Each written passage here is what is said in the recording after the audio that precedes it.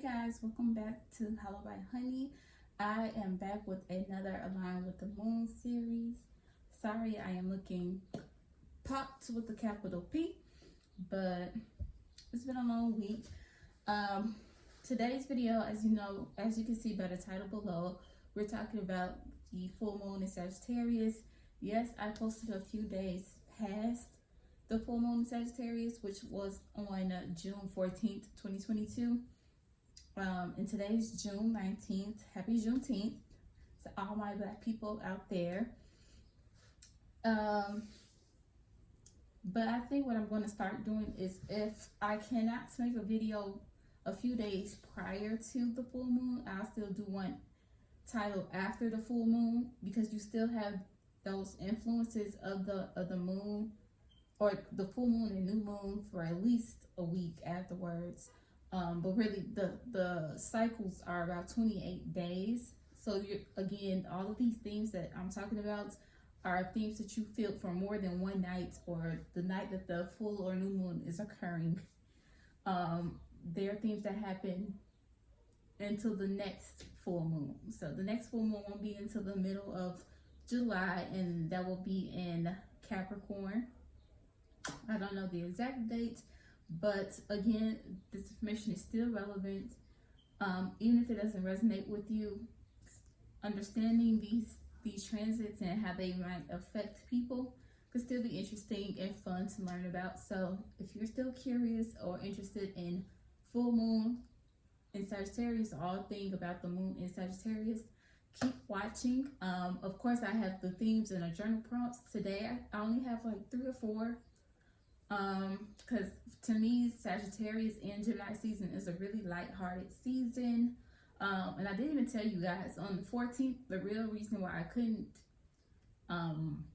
post a video is because it was my little sister's graduation on that day, and 2 days before I graduated. So, and then I've been celebrating all week, so it just got ahead of me or behind me.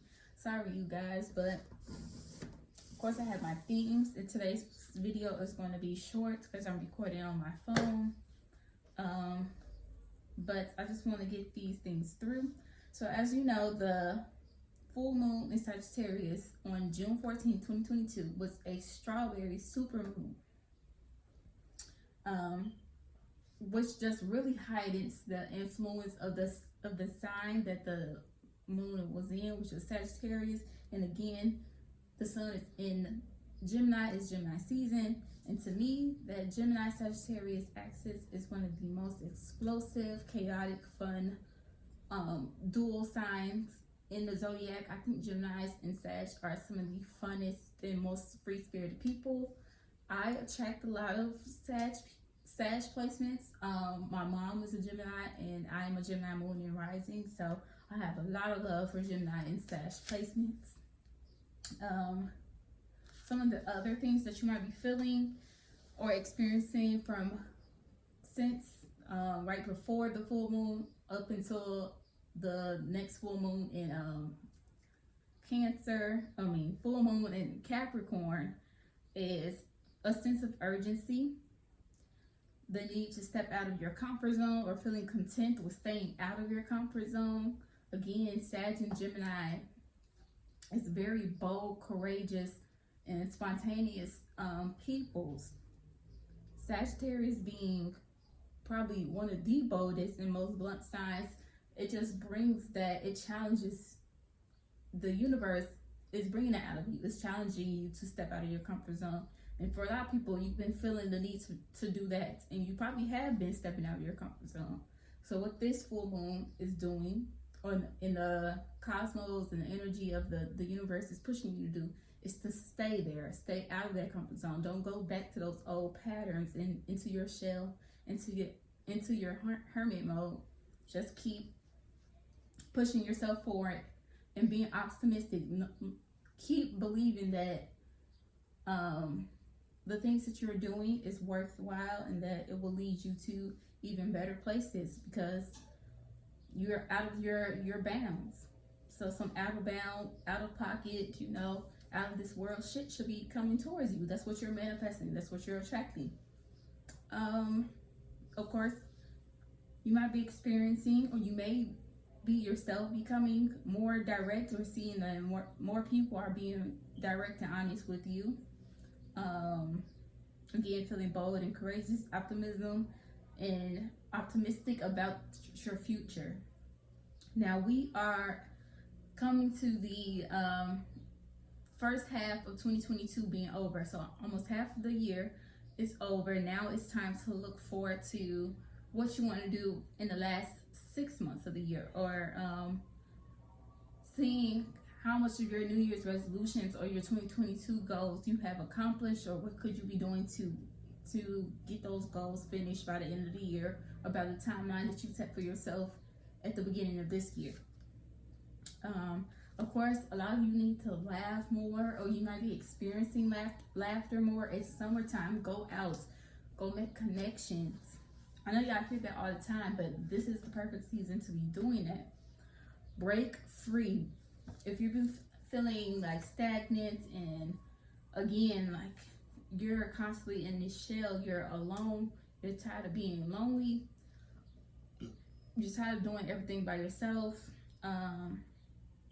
you're in this constant cycle, in these patterns, now is the time to manifest breaking free. Yes, full moons are usually not about manifesting, and instead it's about letting go. But again, when I'm saying breaking free during the full moon and during this cycle, it might be best if you really challenge yourself to break free out of your boundaries and out of your comfort zones, and out of those patterns and habits that you are being stuck in. Maybe even some of those friendships that you feel stuck in, that you see aren't really growing and aren't going in the directions that you really want your friendships in your life to be moving forward to.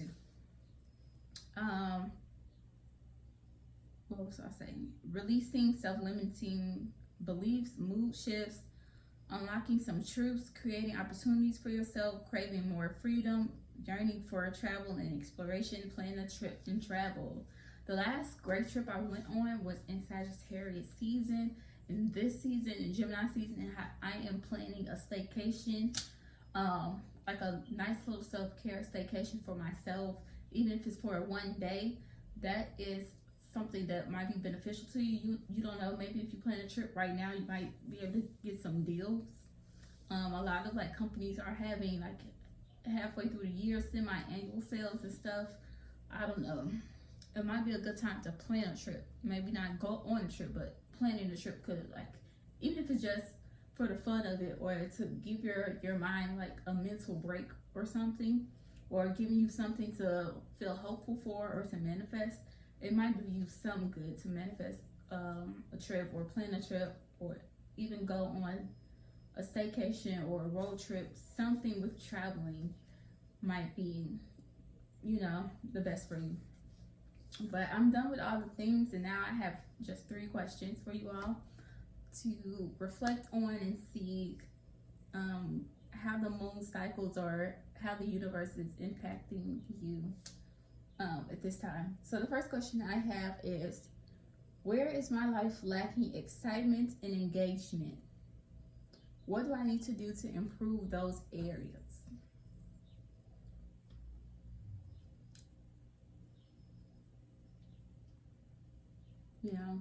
I got that question from channeling Gemini and Sagittarius energy. As an air sign, as an Aquarius myself, I thrive the most during air sign seasons, and Gemini season is one of the most exciting to me.